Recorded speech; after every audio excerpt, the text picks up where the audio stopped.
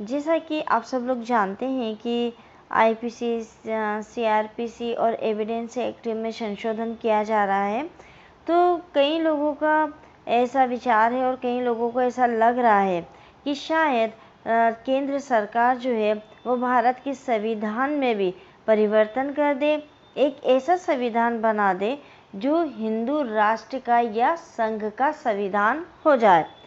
इसी विषय पर आज हम विस्तार से चर्चा करने वाले हैं कि क्या ऐसा पॉसिबल है कि संविधान में संशोधन किया जा सकता हो। मैं डॉक्टर इरशाद खानम और आप सभी लोग देख रहे हैं आपकी अपनी यूट्यूब चैनल आइला टॉक्स। भारत के संविधान के बारे में अक्सर ये कहा जाता है कि ये उधार का संविधान है। साथ ही आजकल ये आरोप भी शुरू हो गए हैं कि सरकार संविधान को बदल देगी। ये दोनों ही आरोप काफ़ी ज़्यादा घिसे पिटे से लगते हैं। यहाँ पर ये जानना बहुत ही ज़रूरी है कि हमें बेशक एक ऐसा संविधान मिला है जिसमें कई देशों के संविधान की उन अच्छी चीज़ों को शामिल किया गया है जो वहाँ लागू किए जा सकते थे। ये अच्छी बातें हैं कि हमारे संविधान निर्माताओं ने दुनिया भर के संविधान का अध्ययन किया, उनकी समीक्षा की, उनके अच्छे बुरे पहलुओं को समझा, फिर इस पर विस्तृत बहस की। भारत में उसे कैसे लागू किया जाए इस बात पर भी बहस की गई और जो ज़रूरी बदलाव उनको लगे उस बदलावों के ऊपर भी एक विस्तृत बहस की गई और फिर इस संविधान को बनाया गया। संविधान की जो व्याख्या है वो सुप्रीम कोर्ट समय समय पर करता रहता है।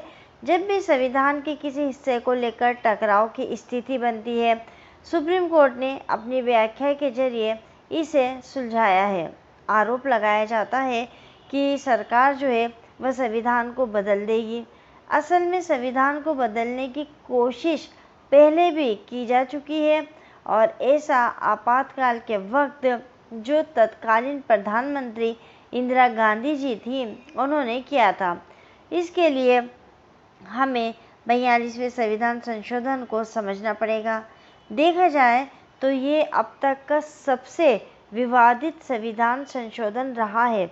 इसे कई लोगों ने मिनी कॉन्स्टिट्यूशन कहा था तो कई लोगों ने इंदिरा का संविधान नाम भी दिया था। इसी संविधान संशोधन में नागरिकों को फंडामेंटल ड्यूटीज़ को परिभाषित किया गया था और सेक्युलर शब्द को संविधान की प्रस्तावना में जोड़ा गया था। दरअसल इंदिरा गांधी की ये इच्छा थी कि न्यायपालिका की शक्ति को कम कर दिया जाए और संविधान का संशोधन इसी वजह से किया जा रहा था। हालांकि बाद में न्यायालय ने केशवानंद भारती बनाम केरल सरकार के ऐतिहासिक केस में संविधान की मर्यादा को पुनर्स्थापित किया। इसे भारतीय न्यायपालिका का सबसे लैंडमार्क जजमेंट कहा जाता है। एक ऐसा निर्णय जिसने लोकतंत्र की मर्यादा और संविधान की अक्षुण्णता को बरकरार रखा। सवाल एक था जिसके लिए 71 देशों के संविधान को पढ़ना पड़ा। प्रश्न था कि क्या संसद इतनी शक्तिशाली है कि वो संविधान के किसी भी हिस्से को जब चाहे जैसे चाहे संशोधित कर सकती है? क्या संसद नागरिकों के मूलभूत अधिकारों के साथ छेड़छाड़ कर सकती है? 703 पेज का जजमेंट देने वाली पीठ ने तत्कालीन मुख्य न्यायाधीश भी शामिल थे। 13 सदस्यीय पीठ ने 7-6 से जजमेंट दिया। सुप्रीम कोर्ट ने कहा था कि संविधान में संशोधन किया जा सकता है लेकिन इसकी मूल भावना के साथ छेड़छाड़ नहीं किया जा सकता है। यहाँ ये सवाल भी उठता है कि संविधान की मूल भावना आखिर क्या है? सुप्रीम कोर्ट ने इसका भी जवाब दिया। सुप्रीम कोर्ट ने कहा कि समय समय पर इसकी व्याख्या न्यायपालिका द्वारा की जाती रहेगी। संविधान का जो बेसिक स्ट्रक्चर है अर्थात मूल ढांचा है उसको नहीं बदला जा सकता है, ये कोर्ट ने स्पष्ट किया है। इसलिए ये सारे आरोप बेईमानी है कि सरकार जो है वह संविधान को बदल देगी, भाजपा संघ के संविधान को लागू कर देगी और हिंदू राष्ट्र का एक अलग संविधान हो जाएगा। वैसे भारतीय संविधान का आधार इतना शक्तिशाली है कि इसे हिलाना आसान नहीं है। पहला, संविधान में खुद ही उल्लेख है कि अगर बदलाव की ज़रूरत पड़े तो उसकी मूल आत्मा को छेड़े बगैर संविधान में संशोधन किया जा सकते हैं। अभी तक 105 बार संशोधन किया जा चुका है। और दूसरा कि संविधान में कोई भी संशोधन तभी संभव है जब भारतीय संसद के दोनों सदनों में या 2/3 बहुमत से पास हो जाए। कई मामलों में राज्यों में भी इस पर सहमति जरूरी है।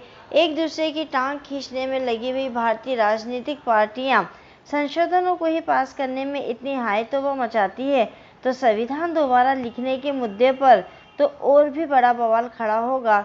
जो भी पार्टी इसकी पहल करेगी इन आरोपों में घिर जाएगी कि वह निजी स्वार्थ के लिए ऐसा करना चाहती है। भारतीय संविधान की संरचना स्वतंत्रता के ठीक बाद ऐसे व्यक्तियों ने की थी जिनकी काबिलियत पर रत्ती भर भी शक नहीं किया जा सकता। डॉक्टर राजेंद्र प्रसाद अगर संविधान सभा के अध्यक्ष थे तो डॉक्टर भीमराव अंबेडकर ड्राफ्ट समिति के दलित तबके से आने वाले थे। डॉक्टर अंबेडकर जो है वो भारतीय संविधान के सबसे बड़े शिल्पकार समझे जाते हैं। संविधान बदलने की बात उठेगी तो इसे डॉक्टर अंबेडकर के व्यक्तित्व और उनके दलित होने से भी जोड़ा जा सकता है। फिर राजनीतिक रोटी सेकने का एक और मौका मिल जाएगा। तो कुल मिलाकर हम ये कह सकते हैं कि ऐसी कोई संभावना वर्तमान में नज़र नहीं आती है कि जो कि संविधान को बदल दे या संविधान को फिर से दोबारा से लिखा जाए। संविधान में संशोधन जैसे कि अभी तक होते आए हैं वैसे ही होते आएंगे, पर यह पॉसिबल नहीं है कि पूरे के पूरे संविधान को फिर से लिखा जाए या उसको फिर से बदल दिया जाए। ये वीडियो आपको कैसा लगा? अगर आपको पसंद आया हो तो हमें कमेंट से करके ज़रूर बताइएगा। कमेंट से के साथ साथ लाइक करिएगा, शेयर करिएगा और मिलेंगे अगले वीडियो में एक नए विषय के साथ। तब तक के लिए शुक्रिया, धन्यवाद।